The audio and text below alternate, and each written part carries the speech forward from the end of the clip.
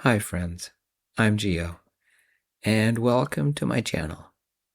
For those of you who are interested, these are all my stories. I write them, not the computer, but me. It's kind of appropriate, romance stories need to be written by a human. Anyway, let's go ahead and get started. Chapter 1.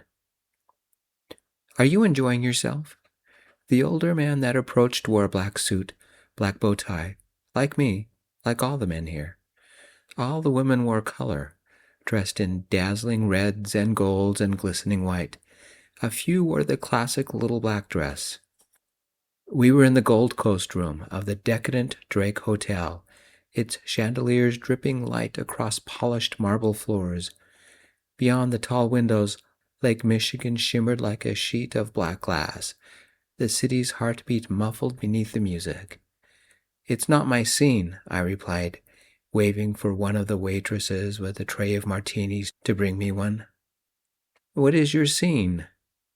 The man was older than me, maybe by 20 years, silver prominent in his hair, fine lines about his eyes. He took 2 drinks from the tray and handed me one. I accepted the drink, a black tie martini.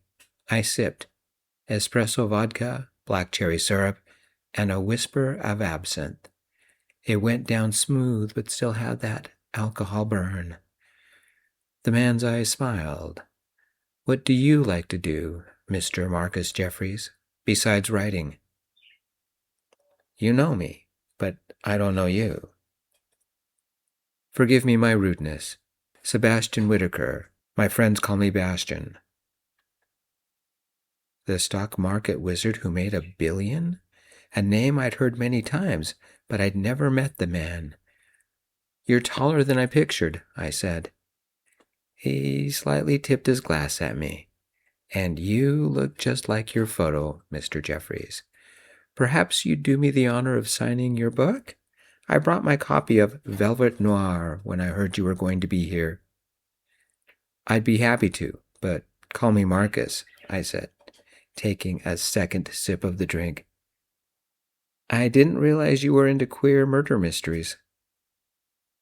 "I must confess, it's a bit of a guilty pleasure," he replied. "Elsa, my wife of 30 years, knew and kept my secret. God keep her soul safe from harm. And my children learned and are mostly accepting. Once again, I beg your forgiveness. I'm being melancholic. Let me return to you by asking, what is your business here? Researching another story, perhaps?" "I'm sorry to hear about your wife. 30 years is something to be shouted about." "She died 3 years ago," Sebastian said. "Far too young. I still miss her. But why is such a young, virile man hobnobbing it with us old fogies?" I smiled. "Nothing remotely as interesting. My publisher suggested I attend. Something about name recognition." "Business," he said. "Let's put that aside for the minute. Perhaps you would allow an old closeted fool the pleasure of a dance. It's not often I get to succumb to the delightful temptation of the company of a handsome man like yourself." My jaw dropped. "With you? You're a billionaire." He nodded. "I've never danced with an author before. It will be something new for both of us." Chapter 2. Not sure of the etiquette, I laid my hand on his arm and let him guide us to the dance floor. It wasn't a nightclub, but stately, elegant. People with long gloves and women with tiaras in their hair dancing to classics made ambient. Bastian led us to the center, ignoring the looks people gave us. With a nod, he took my hand and we began a stately glide about the room. Bastian was a remarkable dancer, guiding me as if we'd been dancing together for years. The moment was magic. "Disgraceful," a woman in yellow chiffon whispered. "That man is young enough to be his grandson." Bastian's eyes narrowed and leaned closer. "I never did ask your age. I assumed you were of legal bearing. 32, I said as we whirled. And you? I am ashamed to admit that I didn't come out until I was 52, 1 year ago. In a way, tonight is my 1-year anniversary. Is age a problem? Not being yourself is a problem, Bastian said, looking away. Sadness tinted his voice. A regret I've carried for decades. We left the dance floor for the coat room. As I was autographing the book, Bastian nodded twice, as if he had made a decision. Marcus, I have enjoyed your company tonight. So have I. He paused as if unsure, or even afraid of how to continue. I would very much like to get to know you better. You see, I find your creativity and your company fascinating. He looked away, bit his lip. Never mind. It's just the ramblings of a man well past his prime. I smiled and handed him my book. If I had to guess, I'd think you were trying to ask me for my phone number, but got stuck. Chapter 3. Tuesday night. 3 days after I'd met Bastian Whitaker. I sat in my apartment, the 7th floor in the Edward Heights, room 722.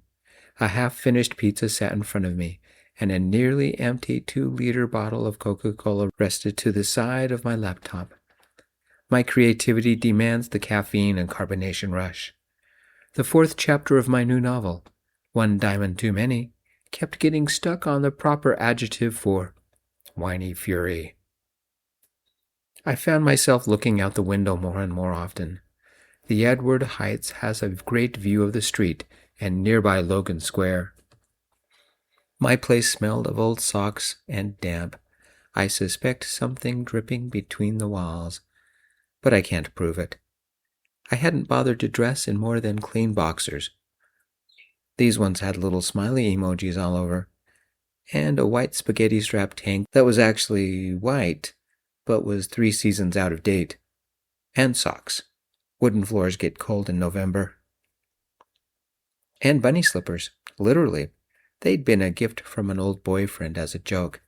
Sure kept my feet warm. My black suit hung from a door hinge across the room, smelling faintly of Bastian's cologne. That night had been fun, elegant, and Bastian had taken charge as we danced.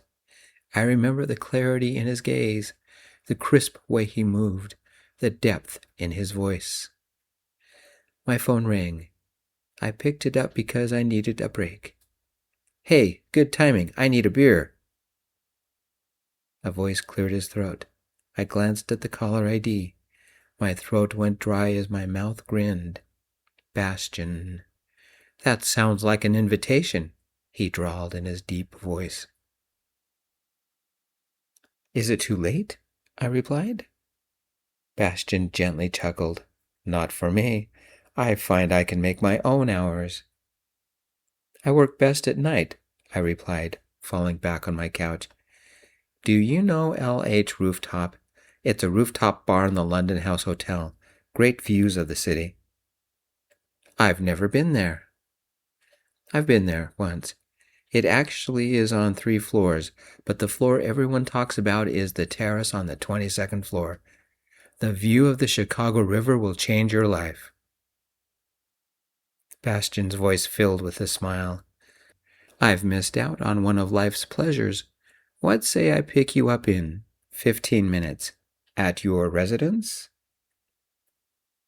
One thing. I don't want you to think I'm taking advantage of you. We'll each pay for our own.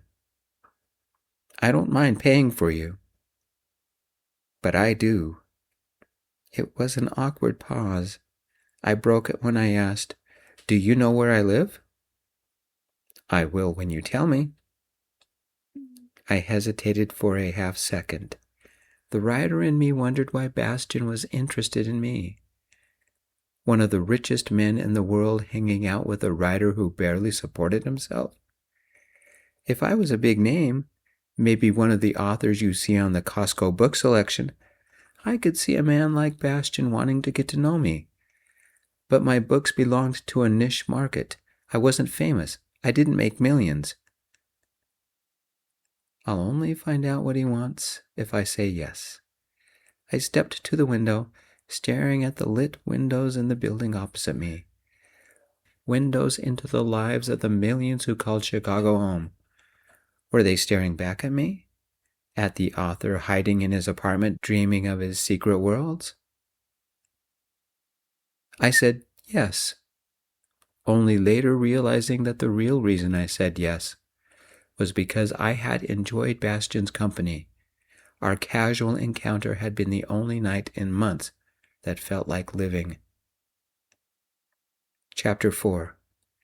We sat on the 22nd floor terrace overlooking the Chicago River far below. Buildings towered about us, their glow bringing magic to the air. Bastian and I shared a small table at the very edge, giving us a remarkable view. Bastian didn't come alone. Irina Volkova sat at a table close to us, sipping water.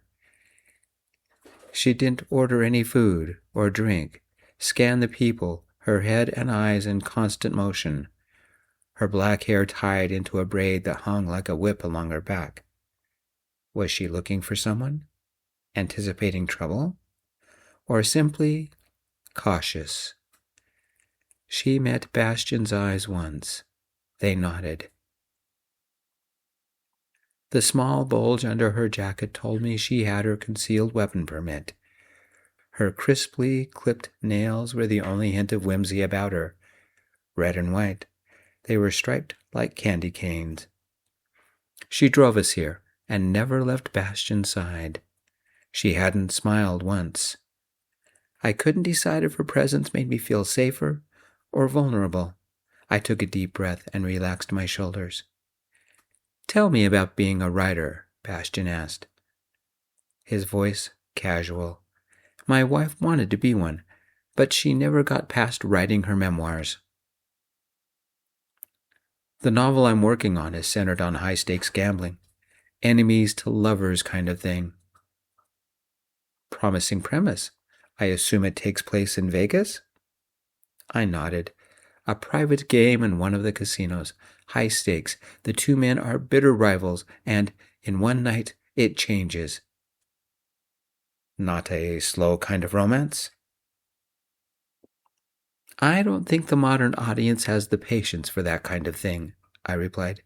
They want glamour, fast thrills, and something erotic. Advertising? It's all in the title. Editor didn't like my idea for a title. Which is? Diamond Heart, or something like that. The editor suggested Sweethearts, spelled S-U-I-T-E. I told him it had already been done, young adult series from a couple of years ago. We're still negotiating. Bastian nodded, his eyes never leaving me. I sipped my beer and continued. He wanted a complete rewrite of the poker scene, more innuendo, more dirty talk. Bastian nodded. His money pays the bills, so he gets what he wants. I don't have a choice, I said. Besides, if I don't write it the way he likes, Mr. Miranda Priestley gets one of his flying monkeys to scribble it together, and I get docked. We ate, talked about movies. Then I set my fork down and met Bastian's eyes. Can I ask you a personal question? Of course. Why me? Chapter 5. Bastian leaned back, his gaze drifting to his mug. A fair question. I could mention that I am looking for someone to convert my wife's memoirs into something publishable, but it is only the excuse. You must have loved her very much, I said, as delicately as I could. I did, but that's not the reason. I waited, letting the silence drift between us. He smiled, and then it vanished. I could mention that you intrigue me. I really enjoyed your book, and I find you witty and attractive. Our conversations have sparked something deep within me. something I haven't felt for a very long time. Though true, that isn't the reason. I reached across the table and laid my hand on his. When Bastian spoke, it was in a voice that barely carried. I'm lonely. Since my wife died, I seek connection.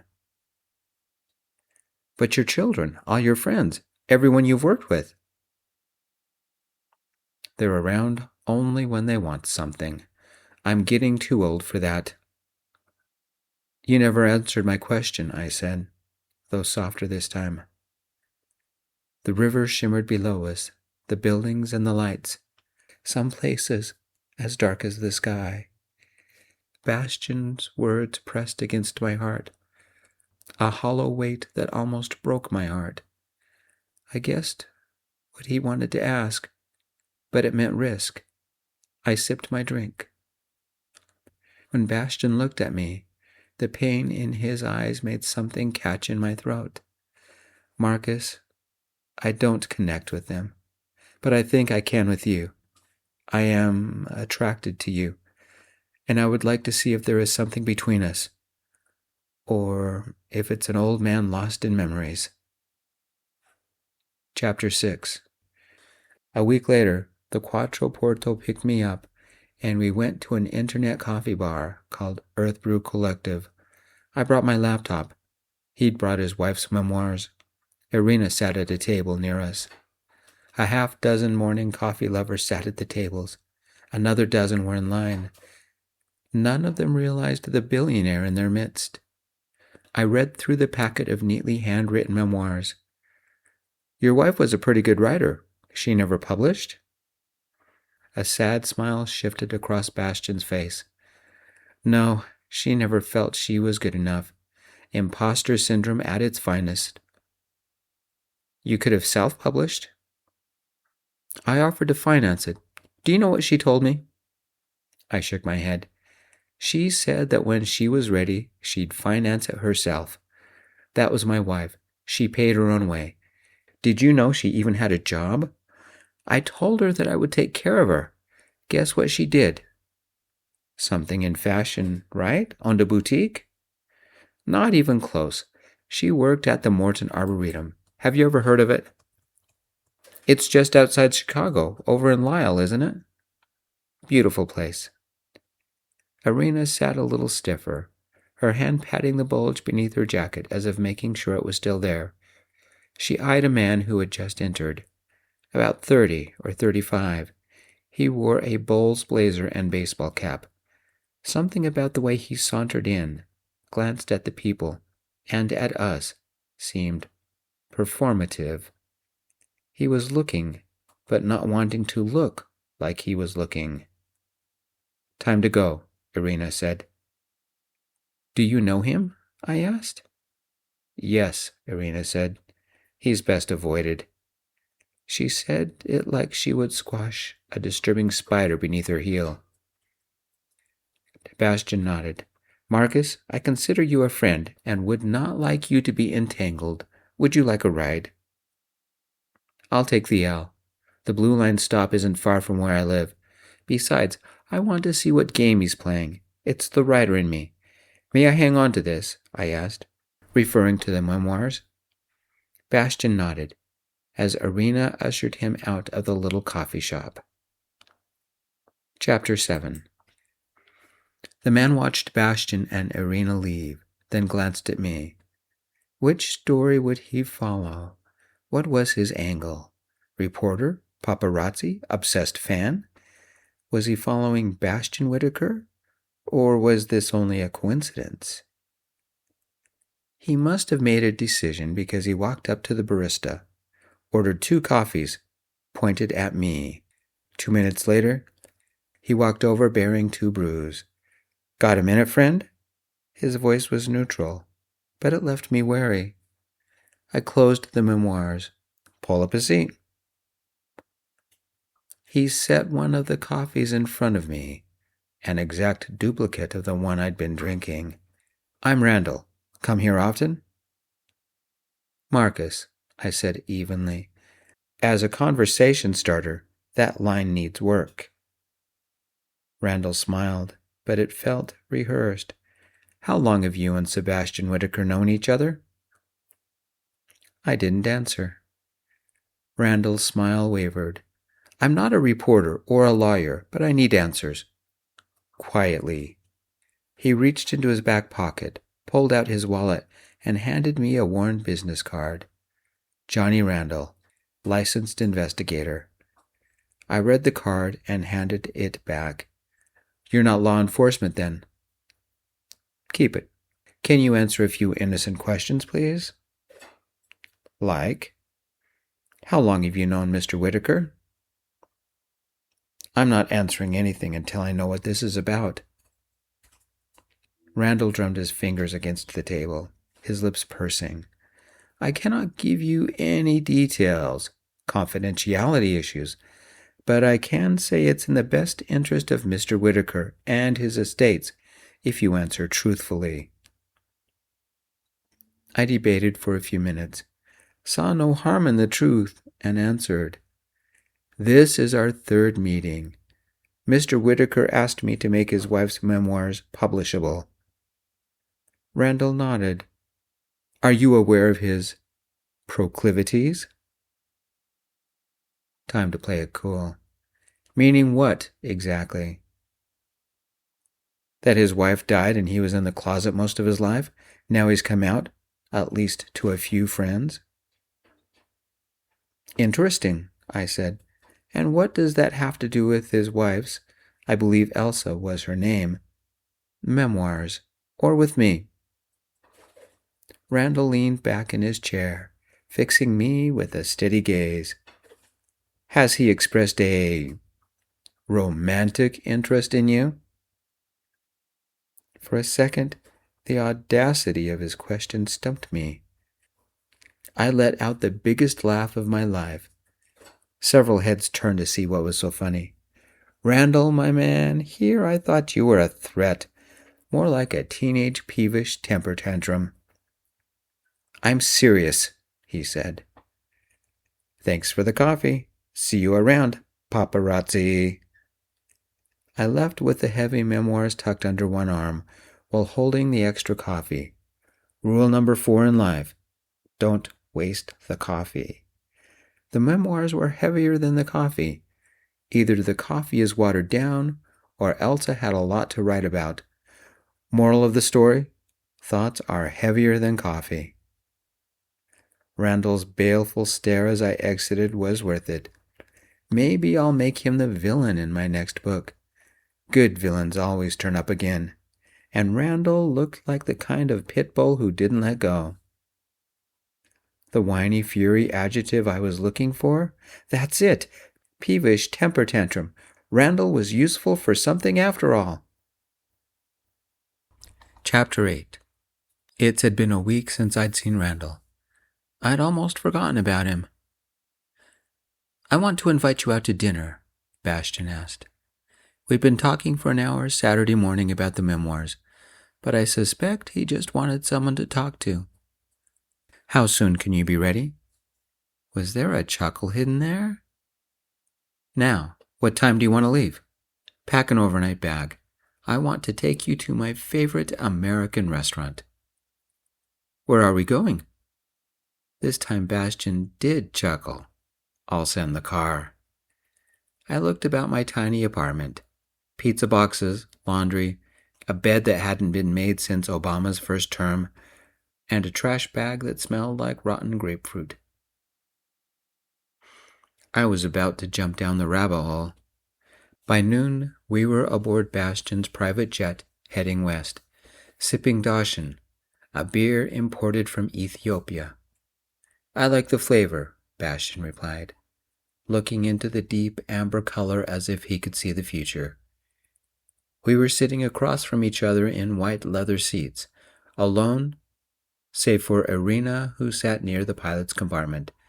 A stewardess was preparing a light lunch for all of us. I brought the memoirs on a thumb drive with what I've transliterated so far, I said. With all the pages, it's going to be a big job. Hope you don't mind me hanging around for a few months. I said it teasingly, but I wondered if a bit of truth had leaked out.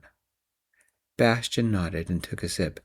You've been very polite, Marcus, and you haven't asked about Randall, but I believe you deserve to know the issue. I leaned in. If it's private, I don't. Bastian glanced out the window, at the clouds billowing around us. I have 3 children, Pierce, Juliet, and Clara. Elsa's death shattered us, but Pierce seemed more consumed by my desire for men than by losing his mother. Your daughters? They didn't care, Bastian said, lips curving at the memory. Clara hugged me and said she only wanted me to find someone to break the loneliness. Juliet promised that whoever it was, she'd set an extra plate for Christmas. You think that's me? Bastian returned his gaze to me, eyes clear and serious. Marcus, we've known each other such a short time, but with you, I feel alive again. I feel like life is worth living. Your books made me believe there is a purpose to my existence, that maybe a foolish old man can find hope again. The jet hummed around us. The stewardess began loading dishes onto a rolling cart. Irina turned away, absorbed in painting her nails, though she must have heard every word. I leaned back in my chair, not quite blushing, not quite humbled. I'm just an author, not a wizard. It's been a long time since I felt anything but pain. His voice caught. What I'm trying to say is, I've developed feelings for you. Strong feelings. His eyes turned away, as if ashamed of the admission. The author in me took over. And that's a problem because your son and inheritor thinks you'll get so enamored with some guy that you'll give away the planet? Bastian nodded. Thus cutting him out of Daddy's money. Randall is his pawn, sniffing around. I sipped the dashin and let the silence sift between us. Bastian had bared his soul. Was he in love with me? Or my words? Or were they the same thing? I know there's a 21-year age gap between us, Bastian continued. But when you get to my age, that doesn't seem as important anymore. Would you be open to a relationship with me? It doesn't have to last forever. I just want to feel alive. Chapter 9. We were heading to Nevada for dinner, a 4.5-hour flight, and Bastian wanted to show off his favorite restaurant, but wouldn't tell me which one. I checked my phone, scrolling through world-class names in Las Vegas. The Joel Rubicon at the MGM Grand, Picasso at the Bellagio, the Regal at the Bernini, the Carbone at the Aria. What kind of food? I asked. Bastian smiled. The best. It's been around since 1965. That's your only hint. We landed, not at an airport, but at a private airstrip, the desert stretching wide and empty. My phone blinked, adjusting to the time zone. It was 12:30, Nevadan time.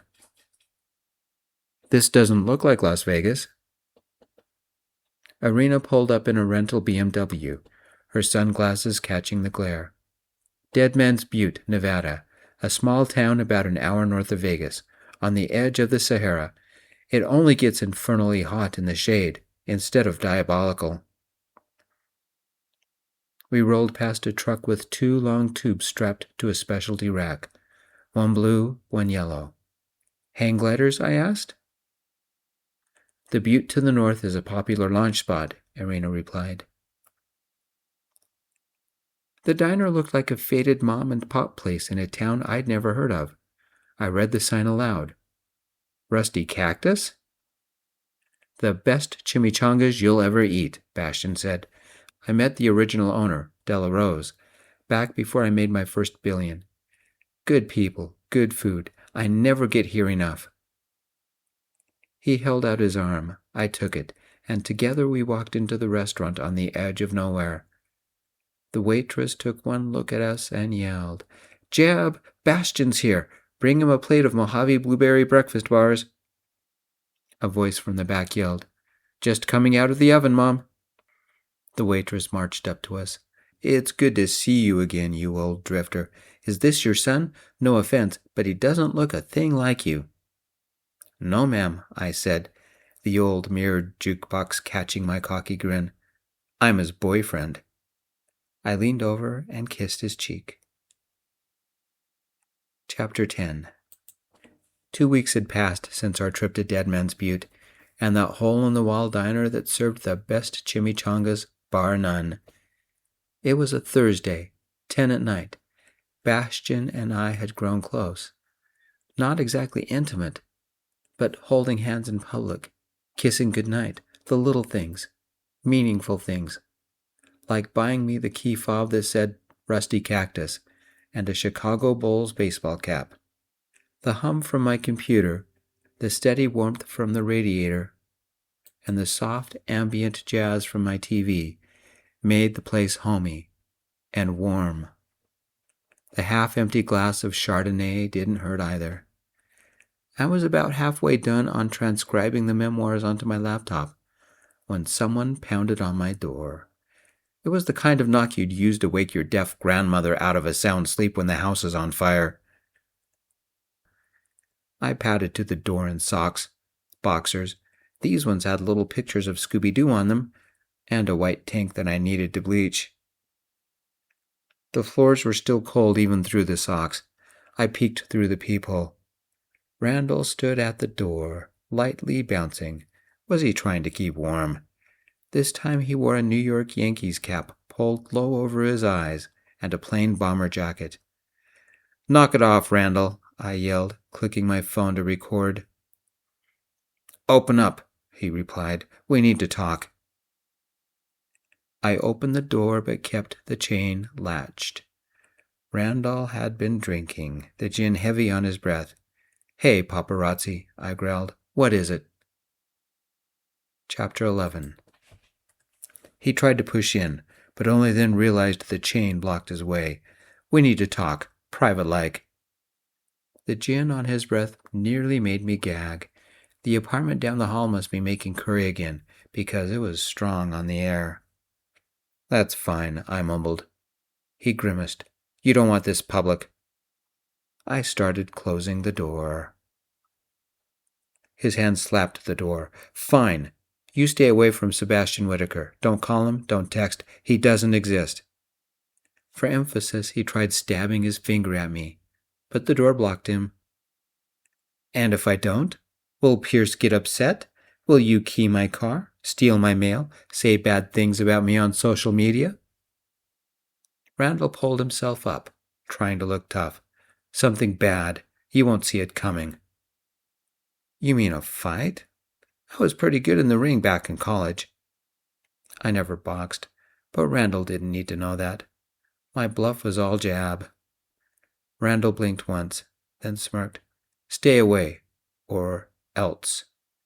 "Noted," I said, and closed the door. Randall must not have finished because he said, "Come back here." The best part of living in Chicago? Neighbors take no guff. I spied out the people. The lady across the hall, Letitia, yelled, "Keep it down. There's children trying to sleep here. Damned mother ever. Get your scrawny butt out of my building before I knock your brains out." She held her cast-iron frying pan high over her curler-covered head. Randall left, muttering. I peeked out. "Letitia, anybody ever tell you you're sexy when you're mad?" "Too bad you're gay, hon, or I'd show you sexy." Chapter 12. I debated if I should tell Bastion what Randall had threatened, opting for saying nothing until something happened. A week later, it did. Bastion had invited me to the Civic Opera House for the premiere performance of The Magic Flute by Mozart, as adapted for modern times. "I love this old building," Bastion said, my arm draped in his. We paused in the atrium, and I looked up. Look at the chandelier. It's like a floating constellation. Bastian allowed a rare smile as he guided me deeper into the building. The Civic Opera House was built during the height of the Art Deco style, back in 1929. They don't build like this anymore. They've kept it in good order. I may have donated a little, Bastian said, his voice taking on a parental pride. It seats 3,000, but don't worry, we have our own box. I stared at the filigreed walls, the velvet panels. Every man wore a black tux, every woman a designer gown. I didn't like keeping secrets from the old man, but he didn't need to know about Randall's machinations, if he even had any. It had been quiet this last week. I'd almost finished transcribing Elsa's memoirs. A motion to the left. I held us back. What is it? Bastian asked. A man in a black tuxedo walked toward us, leaving the shadows as if he had been waiting for us. Father, he replied, his tone chill and formal. Pierce, Bastian said, his voice warm. What a pleasant surprise. I didn't think you were in Chicago. Pierce was about my age, clean-shaven, had that smooth, ageless skin spa treatments gave. Pierce eyed me like a dog sizing up a postal worker. And who is this? Bastian tightened his grip on my arm. May I present my boyfriend, Marcus. He's an author with many books under his belt, a fascinating man. With a grim smile that vanished immediately, Pierce focused on his father. I want to speak to you, privately. Bastian nodded once. You may speak in front of Marcus. I trust him a lot more than I do other people. Pierce pursed his lips. He is nothing but a gold digger out for your money. The author in me nearly laughed out loud. The man in me should have been offended. Instead, I held on to Bastian's arm and said nothing. Bastian turned to me, his brow furrowed. Marcus, forgive an old man, but I don't remember you requesting anything. Have you? I gave it some thought. Extra ember sauce to pour on the chimichangas. It was $3. I should have asked you first. I'm sorry. Bastian snickered. I'll let you buy next time to make up for it. I'm glad that's settled. I turned to Pierce. Would you like to join us tonight? The aria is exquisite. Bastian covered my hand with his and led the way. The sparkling constellation of the chandeliers, exquisite above us. Pierce glared at me, a cobra waiting for his moment to strike, and stalked away. He won't let this go, Bastian warned, as we entered our box with a perfect view of the red velvet curtain. But tonight, the stage is ours. Chapter 13. 2 weeks later, I finally finished transcribing Elsa's memoirs. I sent the PDF off to Bastian for approval, closed the laptop, and let myself breathe. The apartment was quiet, the kind of late-night silence that makes the clink of the ice in my glass sound louder than it should. I sipped my black tie martini, notebook open beside me, its page still blank. For once, the emptiness didn't feel heavy. A knock rattled the door. I set the glass down and opened it to find Letitia leaning against the frame, eyes wide. Marcus, you need to turn on the damn TV, right now. I frowned, but her urgency pulled me back inside. The remote clicked, the screen flickered, and suddenly neon graphics screamed, Entertainment now, the kind of gossip program I usually ignored. The host's voice was syrupy, gleeful. Guess who stepped out on the town? Billionaire Sebastian Whitaker was spotted at the Civic Opera House with a mystery boy toy. Sources say it's none other than Chicago author Marcus Jeffries. They met at a charity gala. My stomach dropped. The image on screen was sharp, and unmistakably me. Arm in arm with Bastian, black tuxedos, laughing, standing close as only lovers do, the chandeliers glittering above us, creating odd sparkles in the air. That night must have been a setup. Pierce had played distraction, Randall had played paparazzi, and leaked it to the press. I gripped the martini glass, suddenly heavy in my hand. Randall's words echoed back, his promise that something bad would happen. This was it. Not fists, not confrontation, but public humiliation, broadcast to millions. The exact same millions who would potentially buy my books. Pierce had gone for the jugular. Letitia crossed her arms, watching me. They're dragging your name all over the place. Are you okay, baby? I stared at the screen, the words repeating in my head. Boy toy, author, Marcus Jeffries. The choice was written now, not in my notebook, but in headlines. The martini tasted bitter. The ice had melted. I'd almost wished Randall had keyed my car. Letitia adjusted her hair. You need a beer, hun? I got a cold one in the fridge. I was about to say yes when my phone rang. Its chirpy ringtone tolling doom. I checked the caller ID. My publisher. Chapter 14. Saturday evening. Time to meet the family. Except Bastian didn't call the meeting. Pierce did. Bastian sent Irina with the car to pick me up. I brought 3 bottles of a nice Nevadan blush we had sampled on our little trip. I suspect tonight is an intervention rather than a meet and greet, Irina warned as we turned into the private entry. Bastian owned and lived in the top 2 floors of the Bangkok Towers, just off of downtown. Once Irina parked the Maserati, she escorted me to the private elevator whisking us 58 floors above the world. The elevator played bland music and smelled of freshly cleaned carpet.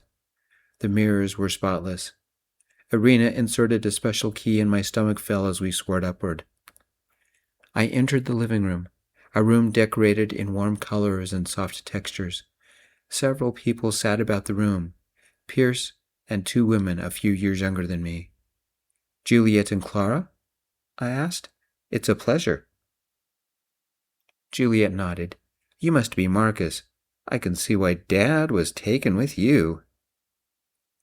Doesn't he have darling eyes and the cutest tush? Clara whispered loudly. I could just squeeze him. Pierce cleared his throat. A servant took the wine from me, and I walked over and kissed Bastian. He gestured for me to sit next to him. I'm glad you came. Pierce cleared his throat. Again. I've called us here to discuss something serious. You've already complained about Marcus, Clara said, taking a wine glass from a servant. What's the big deal? So Daddy is having a fling that could turn serious. So what? I spoke up. Pierce is afraid that your dad and I will marry, and either I'll divorce him and take half, or when he dies, I'll get part of the inheritance. Which means there will be less for the rest of us, Pierce shouted. Bastian stood, jaw set. What I do with my money is none of your business. Juliet intervened, her voice calming. How much money do you need, Pierce? So what? Think about this. Pierce whirled on his sister. Think about the scandal. Not only is it now known that Dad is a closeted gay man, Marcus is younger than me, barely older than either of you, dear sisters. If Dad marries him, my stepfather will be younger than me. The tabloids will drool over the stories. And we have you to thank for that, Bastian quipped.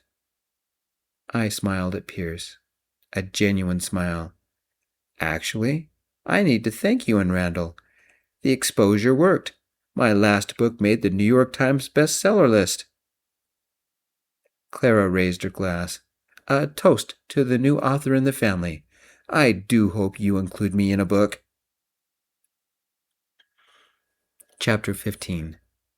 The city of Chicago stretched out below us. Bastian and I sat on his outdoor patio, sipping wine. My daughters liked you, Bastian said, his shirt sleeves rolled up. We sat next to each other, our legs touching. Pierce doesn't, I replied. Juliet will keep him in line, Bastian added. Besides, it won't matter. What are you doing for the next year? Besides arranging the publication of Elsa's memoirs and working on a project for my publisher? Nothing. Why? I'd like to spend some money, get away from the humdrum, and find some adventure. I feel the need to invite a chaperone. His eyes twinkled. Chaperone? Is your passport current? Passport? Would you like to travel the world with me? Bastian said. There are 195 countries, plus a few special cases. I'd like to visit them all. You could bring your laptop and write in every paradise we find. The city lights shone like constellations around us. The noise of traffic was far below. I sipped my wine, letting Bastian's warmth flow through me. Though the night was chill, sitting here with him was comfortable. Bastian's eyes glistened with hope. It only took a second before I leaned over and kissed him. When do we leave? The city hummed below, but up here, the night was ours. Bastian smiled, took my hand, and whispered, Our world begins tomorrow. The end. Thank you, everybody, for joining me. I'm Gio, author and narrator of this piece. Thank you for coming with me on the journey. If you'd like more stories, stop by my other channel at Loud and Proud L3Q. I love you all, my friends. Peace.